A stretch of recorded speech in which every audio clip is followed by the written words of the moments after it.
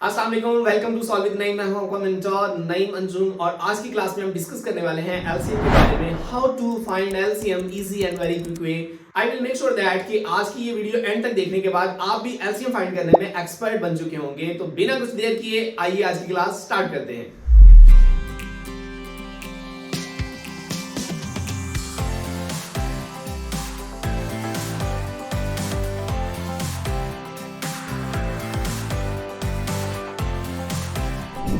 जी students, तो आज की क्लास में हम डिस्कस करने वाले हैं एलसीएम को किस तरह से फाइंड करना है, एलसीएम को फाइंड करने के कितने मेथड हैं, एलसीएम को फाइंड करने की कुछ शॉर्टकट ट्रिक्स भी हम देखने वाले हैं। तो आइए चलते हैं, सबसे पहले देखते हैं कि एलसीएम का क्या कॉन्सेप्ट है, एलसीएम होता क्या है। तो एलसीएम एक्चुअल में बच्चों होता है लीस्ट कॉमन मल्टीप्लर, यानी कि अगर आपके पास कोई दो नंबर हैं, आप मान लें कि आपके पास 5 और 10 दो नंबर हैं, आपने क्या करना है, इन दोनों के मल्टीप्लर लिखने हैं। लाइक टेबल तो आपको पता ही होगा, तो आपने 5 और 10 का टेबल लिख लिया। इन दोनों के टेबल लिखने के बाद टेबल एक्चुअल में उन नंबर से मल्टीप्लर ही होते हैं।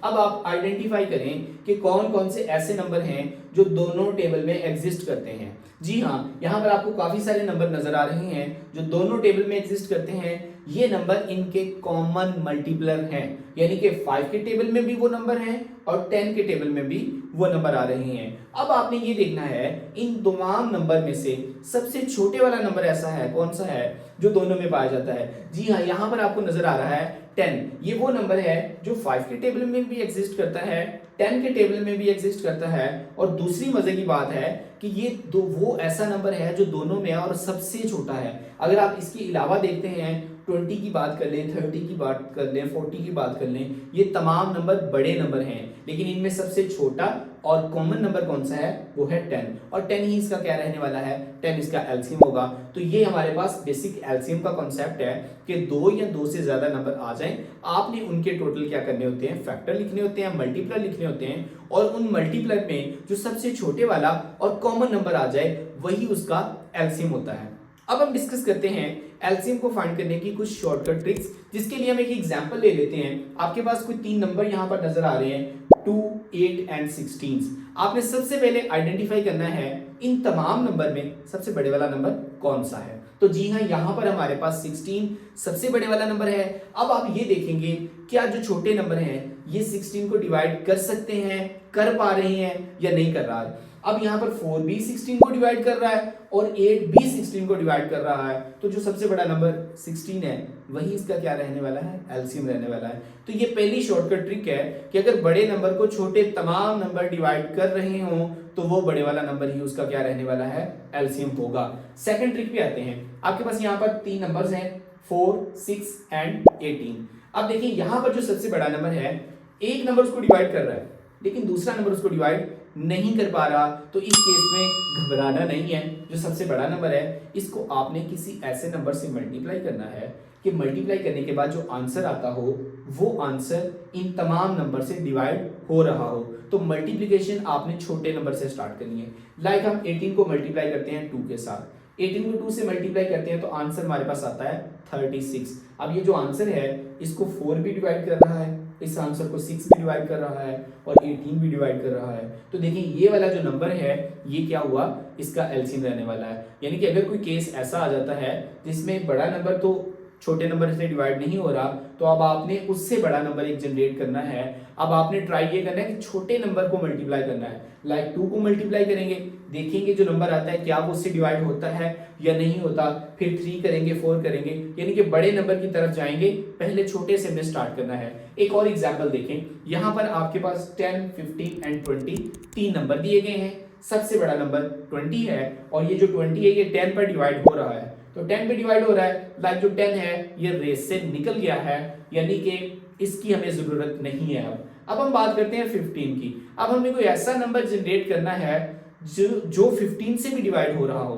तो अब आप 20 को मल्टीप्लाई करें जरा 2 के साथ, तो आंसर क्या आता है, 40। अब ये 40 जो है ये 15 पे डिवाइड नहीं हो रहा, 10 पे डिवाइड हो रहा है, लेकिन 10 को हमने रेस से बाहर कर दिया है फिलहाल। अब आप देखें कि यहाँ पर हमने 20 को 3 से मल्टीप्लाई करके चेक करते हैं। 20 को जैसे ही आप 3 से मल्टीप्लाई करते हैं तो आपके पास आंसर आता है 60, और ये जो 60 नजर आ रहा है आपको ये डिवाइड होता है 15 पर भी और ये डिवाइड होता है 10 पर भी, तो इसका एलसीएम क्या होने वाला है, इसका एलसीएम 60 होगा। जी हाँ, तो दूसरी एग्जांपल जो आपने डिस्कस की उसमें हमने 2 से मल्टीप्लाई किया था, और ये जो थर्ड वन हमने एग्जांपल देखी इसमें वो 3 से मल्टीप्लाई होने के बाद आपका जो आंसर है वो एलसीएम फाइंड आउट हो जाता है। अब एक और केस डिस्कस करते हैं। अगर आपके पास अगर कोई नंबर दिया गया है और उसमें प्राइम नंबर आ जाता है, उसको किस तरह से शॉर्टकट ट्रिक से सॉल्व करने वाले हैं। देखिए आपके पास एक नंबर है 6, 7 एंड 12। 6 12 को डिवाइड कर रहा है, चूंकि हमने चेक करना है सबसे बड़ा नंबर। अब 12 जो है इसमें सबसे बड़ा नंबर है और जो कि वो 6 से डिवाइड हो रहा है, बट वो 7 से डिवाइड नहीं हो रहा। अब आपने क्या करना है, जैसे कि हमने लास्ट में बात की थी कि उस 12 को, उस बड़े नंबर को किसी नंबर से मल्टीप्लाई करेंगे। यहाँ पर आप जितने मर्जी नंबर से मल्टीप्लाई करें तो आपके पास आंसर नहीं आएगा।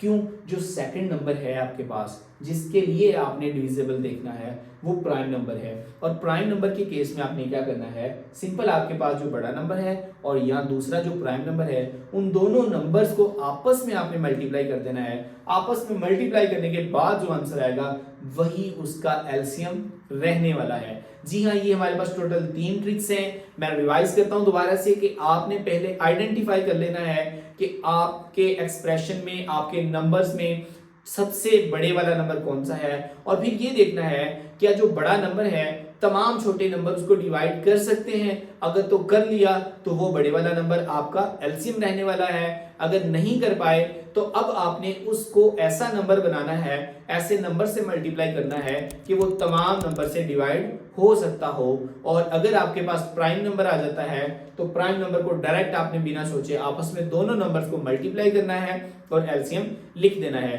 तो ये हमारे पास टोटल 3 ट्रिक्स थी जिनको यूज करते हुए आप बहुत ही आसानी से किसी भी नंबर का एलसीएम फाइंड कर सकते हैं। और इस मेथड को बेटा आपने यूज करना है अपने कॉम्पिटिटिव एग्जाम के अंदर। लाइक वहां हमारे पास टाइम कम होता है और जो क्वेश्चन होते हैं वो एमसीक्यूज टाइप होते हैं, और वहां आपने जस्ट ये बताना होता है कि ये इसका आंसर है और वो निकल गया, यानी कि फटाफट वाला काम है। अगर आपके पास एग्जाम में कोई क्वेश्चन आता है और आपको टीचर ये कहता है कि आपने एलसीएम फाइंड करना है किसी का, लेकिन अब आपने क्या करना है, प्राइम फैक्टर यूज करना है, यानी कि प्राइम फैक्टर की मदद से आपने इसकी जो है एलसीएम फाइंड करके हमें बताना है। तो पहले हम देखते हैं कि प्राइम फैक्टराइजेशन होती क्या है। अगेन एक एग्जांपल हम लेते हैं वही वाली जिसमें हमारे पास नंबर है 4, 8 एंड 16 और इसका हम प्राइम फैक्टराइजेशन देखते हैं। आपने क्या करना है, इन तमाम नंबर के प्राइम फैक्टर फाइंड करने हैं। आपने सिंपल जो मेथड आपको बुक्स में कई मरतबा देखने को मिला होगा, तो आपने इसको यूं इस तरह से इसके प्राइम फैक्टर फाइंड कर लेने हैं। जैसे आप तमाम के प्राइम फैक्टर फाइंड कर लो तो आपने उन तमाम 1 बाय 1 सारे नंबर्स के प्राइम फैक्टर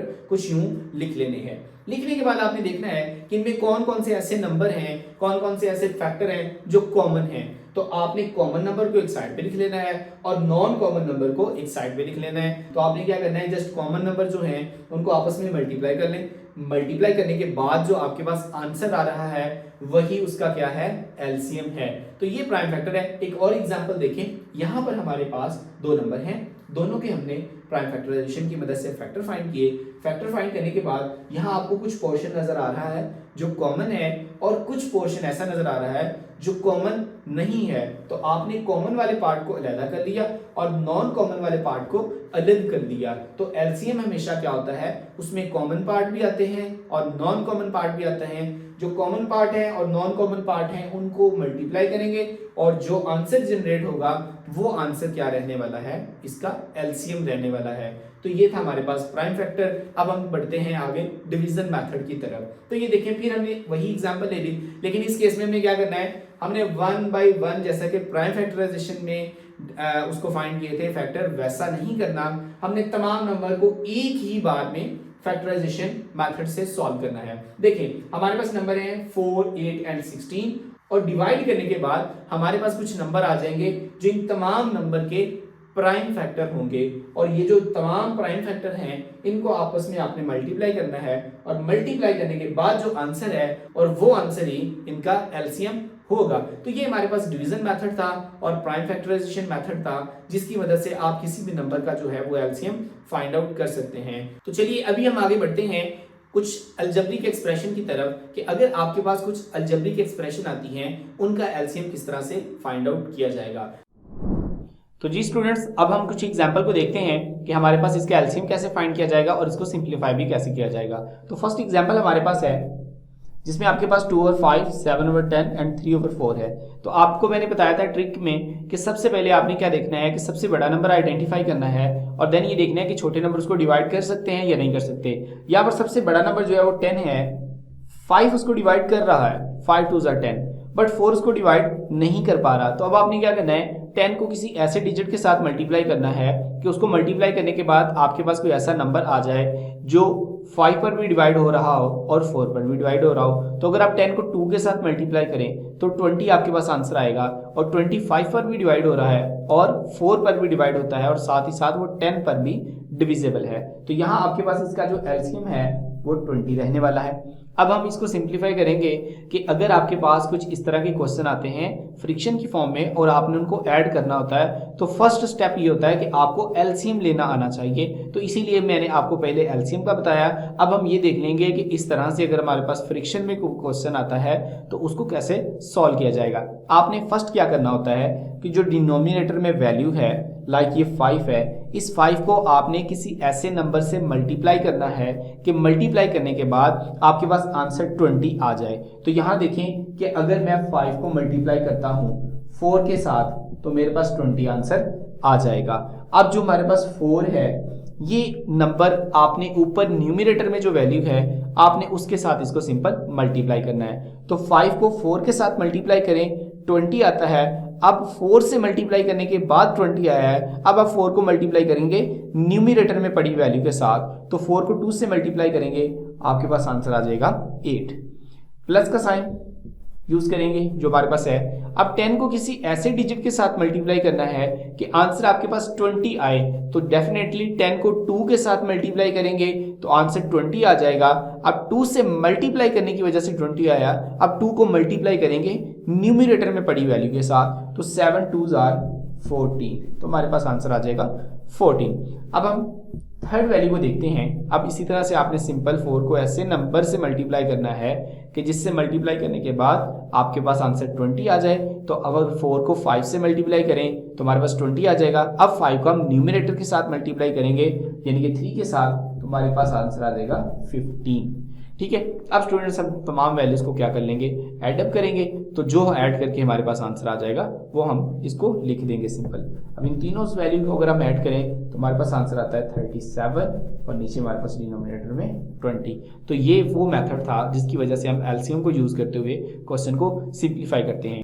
अब यहाँ पर आप दूसरी एग्जाम्पल को देखें। यहाँ डिनोमिनेटर में जितने भी आपके पास नंबर हैं वो ऐसा कोई नंबर नहीं है जो दूसरे नंबर को डिवाइड कर सकता हो। तो इस केस में हमने तमाम नंबर को आपस में मल्टीप्लाई करना है और मल्टीप्लाई करके आंसर देखना है किसका क्या आता है। अगर आप तीनों नंबर को आपस में मल्टीप्लाई करो तो आपके पास आंसर आ जाएगा 60। देखिए 5 को 3 से मल्टीप्लाई किया 15, और 15 को अगर 4 से मल्टीप्लाई करें तो आपके पास 60 आंसर आ जाएगा। और ये नंबर 3 पर भी डिविजिबल है, 5 पर भी डिविजिबल है और 4 पर भी डिविजिबल है। तो अब हमारे पास हमने इसकी सिंप्लीफिकेशन करनी है। सिंप्लीफिकेशन में क्या होगा कि आप 4 को किसी ऐसे नंबर के साथ मल्टीप्लाई करेंगे कि आपके पास जो आंसर आए वो 60 आए। अगर आप 4 को मल्टीप्लाई कर देते हैं 15 के साथ तो आंसर आपके पास 60 आ जाएगा।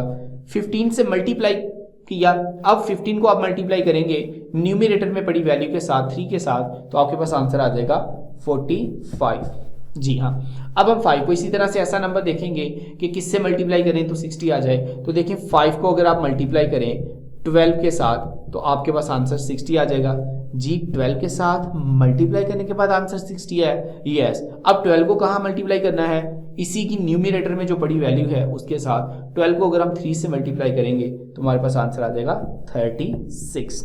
जी हाँ। अब हमारे पास लास्ट वैल्यू है, बताएं इसको किस नंबर से मल्टीप्लाई करें कि आंसर आपके पास 60 है। जी हाँ, आप समझ गए होंगे कि 3 को अगर हम मल्टीप्लाई करते हैं 20 के साथ तो हमारे पास 60 आंसर आता है। अब 3 को 20 के साथ हमने मल्टीप्लाई किया तो आंसर 60 आया।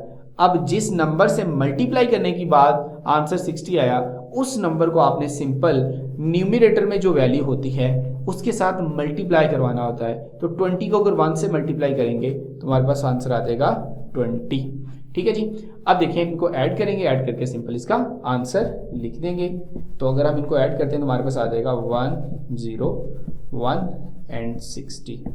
तो ये हमारे पास इसका सिंप्लीफाई फॉर्म में आंसर आ गया। तो हमने ये भी देख लिया कि एलसीएम को किस तरह से फाइंड करेंगे, साथ ही साथ हमने कुछ एग्जाम्पल की और उस एग्जाम्पल में हमने देखा कि फ्रिक्शन में जो क्वेश्चंस होते हैं हमारे पास, उनको अगर हमने ऐड करना होता है, सब्ट्रैक्ट करना होता है, तो उसके लिए एलसीएम यूज़ करना पड़ता है। एलसीएम हमें आना चाहिए। तो जब तक हमें एलसीएम नहीं आएगा, हम इस तरह के फ्रिक्शन में जो प्लस माइनस के क्वेश्चन है उसको भी हल नहीं कर सकते। अब एक और एग्जाम्पल हम करते हैं जिसके अंदर हमारे पास कुछ वेरिएबल यूज हो जाएंगे, कुछ अलजेब्रिक एक्सप्रेशन आ जाएगी।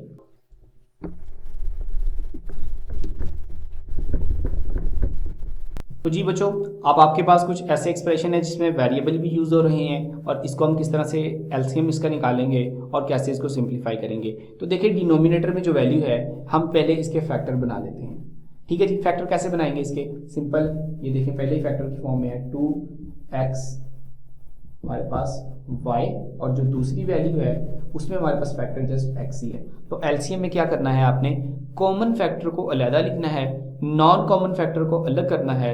जो आंसर आएगा कॉमन और नॉन कॉमन का, उनको आपस में मल्टीप्लाई करना है, और जो आपस में मल्टीप्लाई करने के बाद आंसर आएगा वही आपका एलसीएम रहेगा। तो यहाँ देखें कि दोनों वैल्यूज में x हैं, तो ये आपका रह गया कॉमन पार्ट। तो ये मैंने लिख लिया जी आपके पास common part. Non common part कौन सा है? ये 2 और 2 एंड y जो है ये इसका नॉन कॉमन पार्ट है, तो वो भी इसके साथ हम लिख देंगे 2b एंड y भी। तो ये 2xy इसका एलसीएम होगा। तो यहाँ पर हम लिखेंगे इसका एलसीएम है हमारे पास 2x एंड y। अब आपने इसकी सिंप्लीफिकेशन कैसे करनी है? मैंने आपको बताया था कि आपने इनको ऐसे नंबर से मल्टीप्लाई करना है कि मल्टीप्लाई करने के बाद जिस नंबर से आप मल्टीप्लाई करते हैं उसको आपने न्यूमरेटर में पड़ी वैल्यू के साथ मल्टीप्लाई करना है। तो देखिए 2 के साथ कैंसिल कर दें, x के साथ कैंसिल, y के साथ कैंसिल। कैंसिल का कॉन्सेप्ट मैं क्यों कह रहा हूँ कि देखिए अगर आप 2x एंड y को मल्टीप्लाई करते हैं 1 के साथ तो आपके पास 2x एंड y आ जाता है। हमने यही देखा अभी कुछ एग्जाम्पल में, न्यूमेरिकल जो हमने नंबर्स वाले क्वेश्चन सॉल्व किए, तो उसमें भी हम उस नंबर से मल्टीप्लाई करते हैं जिससे एलसीएम वाला जो आंसर है वो आए। तो यहाँ पर 1 से मल्टीप्लाई करने के बाद आता है, इस 1 को आप मल्टीप्लाई करेंगे न्यूमरेटर की वैल्यू के साथ, यहाँ पर आ जाएगा आपके पास 6 प्लस। अब देखिए आपके पास नेक्स्ट जो है यहाँ पर आपके पास x नजर आ रहा है। अब आप मल्टीप्लाई करेंगे इसको। देखिए जो x और x आपस में ये कैंसिल आउट हो जाएंगे, और 2 एंड y यहाँ से अगर हम इस नंबर को x को मल्टीप्लाई करते हैं 2y के साथ, तो तब हमारे पास 2x और y आंसर आएगा। ठीक है, इस केस में हमने जस्ट 1 के साथ मल्टीप्लाई किया तो आंसर 2xy आ गया।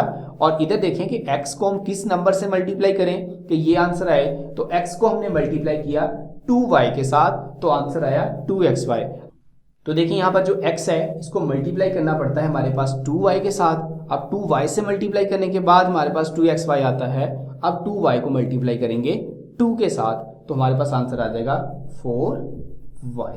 तो ये हमारे पास सिंप्लीफिकेशन हो गई। आप अगर इसको फर्दर सिंप्लीफाई करना चाहें तो इसमें से 3 आप 2 कॉमन ले सकते हैं। 2 कॉमन लेंगे तो आपके पास यहाँ पर आ जाएगा 3 प्लस 2y, और न्यूमरेटर में आपके पास वैल्यू है 2x एंड y। 2 से 2 क्या हो जाएगा? कैंसिल आउट हो जाएगा। हमारे पास आंसर आ जाएगा 3 प्लस 2y एंड x और y। तो ये आपके पास इसका आंसर है। अगर आपके पास पॉलिनोमियल एक्सप्रेशन आ जाती हैं, अलजेब्रिक एक्सप्रेशन आ जाती हैं, उसको भी आपने ऐड करना है, फ्रिक्शन की फॉर्म में है, आपको एलसीएम आना चाहिए। और अगर आप सिंपल नंबर की बात करें हैं तब भी आपको एलसीएम के अबाउट हाउ नाउ होनी चाहिए। अगर एलसीएम ही नहीं लेना आएगा तो आप कोई भी जो क्वेश्चंस है उसकी सिंप्लीफिकेशन नहीं कर सकते। मिलते हैं नेक्स्ट वीडियो में, तब तक अपना ख्याल रखिएगा। Stay motivated and keep learning. और अगर आप हमारे चैनल पर नए हैं तो काइंडली चैनल को सब्सक्राइब कर लें, बेल आइकॉन को भी प्रेस कर लें ताकि आने वाली तमाम अपडेट्स आप तक पहुंचती रहें। अपना ख्याल रखिएगा, दुआ में याद रखिएगा। अल्लाह हाफिज़।